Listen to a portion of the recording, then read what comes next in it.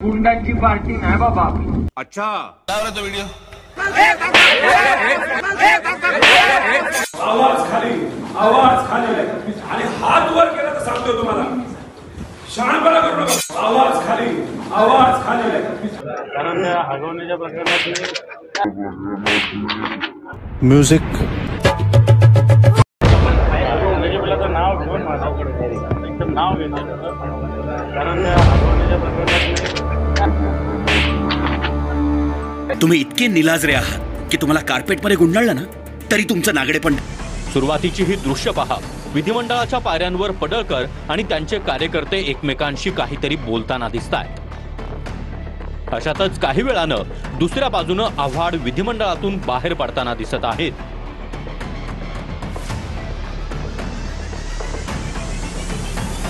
त्यानंतर आमदार सना मलिक विधिमंडळाच्या आतून बाहेर पायऱ्यांवर येतात आणि काही क्षणात पुन्हा आत जातात.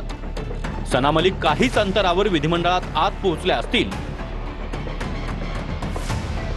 त्याचवेळी पायऱ्यांवर उभे असलेले पडळकर आत जात असतानाच त्यांचा पीए त्यांना मागे खेचण्याचा प्रयत्न करतो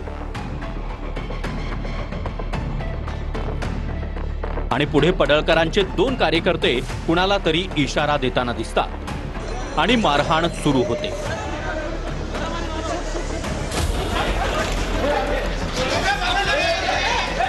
जय महाराष्ट्र, राम राम, नमस्कार. सध्या महाराष्ट्राची हास्य जत्रा बघावं की नाही असा लोकांना असा मोठा यक्ष प्रश्न पडला. कारण जर टी व्ही खोलली आणि टी व्हीवर जे काही पॉलिटिक्सचे इव्हेंट चाललेत त्या गोष्टी बघितल्या की ते त्यापुढे हास्य जत्रा सुद्धा फिकी पडते. अशा अनेक घटना अनेक गोष्टी ह्या राजकारणामध्ये होतात. पण त्यामध्येच महत्त्वाचं आहे ते म्हणजे राष्ट्रवादीची गुंडाची पार्टी आहे का? राष्ट्रवादी शरद पवारांची पार्टी हे गुंडाची पार्टी. जित्याची खोड ही मेल्याशिवाय जात नाही. हे अशा अनेक लाईन सध्या टॅग आणि ट्रेंडिंगला आहेत. आता शरद पवारांची जर पार्टी म्हणले त्यातलं कालचं मॅटर पडळकर आणि जितेंद्र आव्हाडाचं हे आता सध्या ट्रेंडिंग चाललंय. बघा, बीड जिल्ह्यामध्ये जे काही तिथं गुंड प्रवृत्ती जी आहे मागच्या 8-9 महिन्यापासून आपण बातम्या पाहतोय बीडमधल्या, आणि ते सगळे कोण आहेत? सगळे हे शरद पवारांच्या तालमीतीलच लोक आहेत. एकूणच राष्ट्रवादी जे आहे ते गुंडांची पार्टी आहे का असा समज त्या बीडकडे बघितला, तेथील नेत्याकडे बघितला तर होतो. वाल्मिक कराड, त्यांची गँग, ह्या सगळ्या गोष्टी बघितल्या की हेच वाटतं की राष्ट्रवादी पवारसाहेबांच्या तालमीतील हे पट्टे आहेत. आता झालं असं, विधानसभा हे कायदा तयार करण्याचं ठिकाण आपल्या साध्या बोलीभाषेमध्ये, त्या ठिकाणामध्ये विधिमंडळ कायद्याचं एक असं मोठं एक सभागृह आहे. त्या सभागृहामध्ये या लोकांच्या जनतेसाठी, समाजासाठी ज्या लोकांनी आपल्याला निवडून त्या ठिकाणी बसवलंय त्यांच्याकरता कायदे बनवणं, त्यांच्या हिताच्या कुठल्या योजना आणतील का ते बघणं, ह्या सगळ्या गोष्टी हे त्यातून ह्या घडत असतात. आणि त्यासाठी ते मंदिर आहे. त्या ठिकाणी हे सर्व आमदार बसवून हे आपल्या राज्याविषयी निर्णय घेतात. पण नेमकं हल्ली चाललंय काय हो? काही आदित्य ठाकरेंची गँग खाली पायऱ्यावरती बसते, त्यामध्ये आव्हाडी असतात, भास्करराव असतात, अशा अनेक मंडळी असते. अहो, ज्या गोष्टी कॉलेजमध्ये कॉलेजचे टपोरी पोरं करतात, टॉन्टिंग मारणे, काहीतरी गोष्टी करून हाशा करणे, टाळ्या वाजवणे, ह्या गोष्टी त्या विधान भवनाच्या पायरीवरती घडतात. म्हणजे त्या ठिकाणी ते करतात, पण इथं इज्जत ज्या लोकांनी यांना मतदान केले की नाही त्यांची जाते. हो, अगदी बरोबर आहे. तुम्ही ही गोष्ट लक्षात घ्या. त्या पायरीवर बसून लोकांना टॉन्ट मारण्यासाठी, एखाद्या महिलेविषयी काही अर्वाच्य भाषेमध्ये बोलण्यासाठी तुम्ही यांना मत दिलीत का? ह्या विधान भवनाच्या किंवा ह्या विधिमंडळाच्या पावसाळी अधिवेशनामध्ये त्या विरोधी पक्षानं कधी कुठली महत्वाची बाजू मांडून धरली का? यांनी कुठं सरकारला धारेवर धरलंय का? शेतकऱ्याचा कळवळा, रोजगारी, बेरोजगारी, ह्या सगळ्या गोष्टीवरती या लोकांनी तोंडातनं उवाच किंवा एक शब्द काढला नाही. तुम्हाला लोकांनी त्या ठिकाणी का पाठवलंय? तुम्ही विरोधापदी जाऊन बसलात का? कारण तुम्ही सत्तेमध्ये असतानाही काही केलं नाही, म्हणून तुम्हाला तिकडे बसवले कमी लोकांमध्ये आणि तुम्ही तिकडे राहून तुमचं काम करत नाही, तुम्हाला पुढल्या वेळेस घरीच बसावं लागेल, इथपर्यंत यांची अवस्था होऊन बसली आहे. आता हे गोष्टी जी आहेत ह्या गोष्टी ह्या चिंता वाढवण्या मित्रांनो आहेत.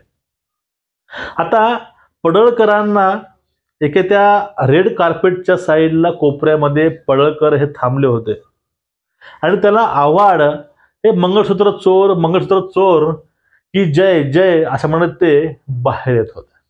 म्हणजे एखाद्या शांत थांबलेल्या कार्यकर्त्याला माणसाला डवचण्याचं काम हे आव्हाडाने केलं. मग यामध्ये दोघांमध्ये बाचाबाची झाली. आता सर्वांना प्रश्न पडला असेल की ही जे चोरीचा आरोप आहे मंगळसूत्राच्या काय असेल. एक पडळकरांवरती एक गुन्हा दाखल झाला होता आणि तो गुन्हा नंतर त्यांनी पाठीमाग घेतलाही, त्यामध्ये त्यांची चुकी काहीच नव्हती. मग त्यावरून एका नेत्याला डवसणं जे कारण काय माहिती आहे का? कारण पश्चिम महाराष्ट्रामध्ये शरद पवारांना जो टप देणारा कार्यकर्ता नेता आहे तो धनगर समाजातील अनेक गरीब कुटुंबातील आहे. त्यांनी सोन्याचा चमचा तोंडामध्ये घेऊन तो व्यक्ती नाही आला, म्हणून त्यांना फक्त डवसण्याचे काम केले. पण डवसण्याला उत्तर न देणं हे त्यांच्या रक्तामध्ये नाही, कारण ते पश्चिम महाराष्ट्रामधील रांगडे हे धनगर समाजातील प्रतिनिधी आहेत. मग त्याला तिथं दोघांची बाचाबाची झाली आणि त्यानंतर ह्या दोघांच्या कार्यकर्त्याच्या मध्ये हाणामारीही झाली. त्या ठिकाणी ज्या ठिकाणातून कायदे बनतात त्या ठिकाणी हे लोकशाहीचं सगळ्यात मोठं हनन आहे. आणि जर कोणी हनन केलं असेल ते म्हणजे जितेंद्र आव्हाडाचं आपण नाव घेऊ शकतो. कारण ज्यावेळी त्यांना हुसकावलं नसतं, त्यांना चिथवलं नसतं, त्या ठिकाणी हे कृत्य घडलंच नसतं. म्हणजे रेस्पॉन्सिबल कोण बघा, ह्या लोकांना राष्ट्राविषयी राज्याविषयी कुठलं आपुलकी प्रेम नाही. त्यांना त्या पादरीविषयी आपली आपुलकी आहे, त्या अजून त्यांना आपुलकी आहे, पण या लोकांविषयी यांना आपुलकी नाही, महाराष्ट्राविषयी आपुलकी नाही. मग त्या ठिकाणी झालं. मग दुसरं प्रकरण सांगतो तुम्हाला लगेच की जितेंद्र आव्हाडाने बघा यांची सत्ता असताना अनंत करमोशे नावाच्या पत्रकाराला घरामध्ये डांबून मारलं होतं. कारण काय, ते पण फेक FIR यांच्यावर दाखल केले की यांनी यांच्या मुलीला म्हणजे आरवाची भाषा वापरली, काय काय काय काय परत त्यांनी परत घेतलं त्या कंप्लेंट्स. पण एखादा गुन्हा केलाच नाही, फक्त कार्टून काहीतरी यांचं काढलं होतं, त्याचा राग मनात धरून यांनी त्यांना चोपून काढलं होतं. मग तुम्ही एका निष्पाप व्यक्तीला तुम्ही मंगळसूत्र चोर म्हणून हिणवता, मग त्यावेळेस त्यांना तुम्हाला उत्तर दिलं, त्याचं काय चुकलं? तिथं हा एक मोठा प्रश्न करतो. कारण सुरुवात ही आव्हाडाने केली होती, पण नैतिकता म्हणून त्या मंडळामध्ये पडळकरांनी माफी सुद्धा मागितली ह्या कृत्याबद्दल. पण त्यानंतर घडलं काय? आता रोहित पवार म्हणजे एक राष्ट्रवादी शपथचे एक नवीन युवा नेतृत्व, ज्याकडे लोक तरुण हे खूप अट्रॅक्ट असतात. पण त्यांचा जो काय कालचा व्हिडिओ पाहिलाय, तो कालचा व्हिडिओ पाहून तरुणामध्येही संतापाची लाट आली मित्रांनो. कारण ते रोहित पवार नावाचा तरुण आमदार तोही तोंडामध्ये सोन्याचा चमचा घेऊन आलेला आहे. त्यांनी त्या ठिकाणी त्या पोलीस स्टेशनमध्ये जाऊन तेथील PIला अर्वाच्य भाषेमध्ये तू हात करू नको, म्हणजे त्या ठिकाणी जाऊन त्यांनी गदारोळ केला अक्षरशः. अहो तेच लोक घरदार सोडून कुटुंब सोडून तुमच्या कुटुंबासाठी रस्त्यावरती हे असतात आणि एक सगळ्यात मोठं जी गोष्ट आहे ते तुमचंही संरक्षण करतात आणि ते पूर्ण महाराष्ट्राचं संरक्षण करतात. तुम्ही त्यांच्या ठिकाणी जाऊन तुम्ही त्यांना जाऊन त्यांच्यावर चढता हे कितपत योग्य आहे? काही काळापूर्वी तुमच्याच गृहमंत्र्यांनी हे पोलीस फोर्स इथपर्यंत आणायची कामं केली, तुम्ही त्यांचं नाव हे माती मोल करत आहात आणि त्याच्या त्या वक्तव्यामुळं हे पूर्ण महाराष्ट्रामध्ये संतापाची लाट मित्रांनो आली आहे. कारण ती काही जी गोष्ट झाली होती, आता आपण बाजू नेमकी घेतो कोणाची? ज्यांना तिथं अटक केलं होतं त्या जेलमध्ये ते कुठले समाजसेवक होते का? ठीक आहे, कोणी मोठा समाजसेवक असेल, खरंच ते अनलिगल असेल तर गोष्टी साहजिक आहेत. मग या ठिकाणी आता यांच्यावरती 353 म्हणजेच शासकीय कामामध्ये अडथळा आणल्याबद्दल केसेस टाका, अशा मागणी ही जे पोलीस बॉय संघटना आहे ती करत आहेत. आणि आव्हाडांनी सुद्धा मध्यरात्री पोलीस गाडीच्या खाली जाऊन झोपले होते. त्यांनी नंतर त्यांना पोलिसांनी यांची जे काही पलंग करून त्यांना घेऊन गेलं बाहेर. तो एक विषय वेगळा आहे, पण हे कितपत योग्य हो एका प्रतिष्ठित आमदारानं असं कृत्य करणं आणि ह्या अशा गोष्टी घडवून आणणं हे कितपत योग्य आणि हे कितपत महाराष्ट्राच्या हितासाठी आहे.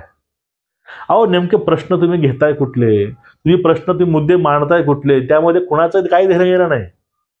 फक्त कसं एकमेकाला टीका करणं हेच राजकारण नाही. कारण तुम्ही निवडणुकीच्या पूर्वी लोकाला आश्वासन दिलेले आहेत. लोकांचे तुम्ही प्रॉब्लेम तुम्ही त्यावेळेस सांगितले, तुम्हाला ते प्रॉब्लेम सॉल्व्ह करायचे आहेत. तुम्ही ते न करता एकमेकाच्या चड्ड्या लुंग्या काढत आहात. हे कितपत योग्य आहे? हे राष्ट्रवादीचे गुंड म्हणता येईल आपल्याला मित्रांनो. कारण जे काही चाललं होतं विधानसभेमध्ये अधिवेशनामध्ये तर सर्वांनी डोळ्यानं बघितलंय नेमकं झालं होतं काय, कुणाला कोण उचकावलं होतं आणि ते घटना कशा घडल्या. या घटना म्हणजे लोकशाहीचा एक असा मोठा अपमानच आहे. तुमचं एकूणच या विषयावरती मत काय नक्कीच व्यक्त व्हा. चॅनलला सबस्क्राईब करा. बेल आयकॉन दाबा. नमस्कार.